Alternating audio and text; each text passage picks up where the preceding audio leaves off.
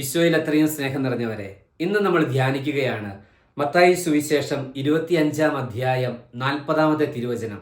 അതിപ്രകാരമാണ്: രാജാവ് മറുപടി പറയും, സത്യമായി ഞാൻ നിങ്ങളോട് പറയുന്നു, എൻ്റെ ഏറ്റവും എളിയ ഈ സഹോദരന്മാരിൽ ഒരുവന് നിങ്ങൾ ഇത് ചെയ്തു കൊടുത്തപ്പോൾ എനിക്ക് തന്നെയാണ് ചെയ്തു തന്നത്.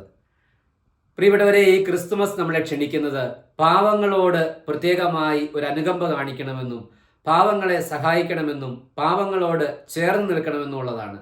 ഈ എളിയ ഒരു സഹോദരന് നീ ഇത് ചെയ്തു കൊടുത്തപ്പോൾ എനിക്ക് തന്നെയാണ് ചെയ്തു തന്നത്.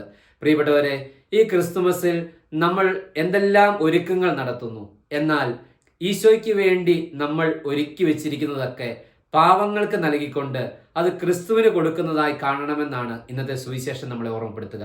അപ്രകാരം പാവങ്ങളെ സ്നേഹിക്കുന്ന, പാവങ്ങളെ സഹായിക്കുന്ന, പാവങ്ങളോട് ചേർന്ന് നിൽക്കുന്ന ഒരു ക്രിസ്തുമസായി ഈ ക്രിസ്തുമസ് മാറട്ടെ എന്ന് സ്നേഹത്തോടെ ഓർമ്മിപ്പിക്കുന്നു. ദൈവം നമ്മളെ അനുഗ്രഹിക്കട്ടെ.